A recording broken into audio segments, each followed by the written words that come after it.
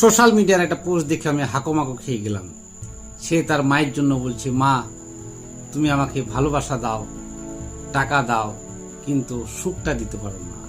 পোস্টটা দেখেই আমার ইচ্ছে হলো একটা কমেন্ট করি।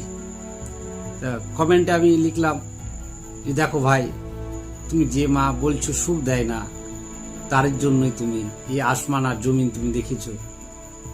তোমার ছোটবেলার সেই অজানা আবদারগুলো পূরণ করিয়েছে তোমার মা। তুমি এত সহজে কিভাবে বললে যে তোমার মা তোমাকে সুখ দিতে পারেনি? তুমি কি জানো, তোমার এই জীবন তো ছেড়েই দাও, তোমার জন্য আখেরাতে তোমার মায়ের পায়ের নিচে জান্নাত রাখা আছে।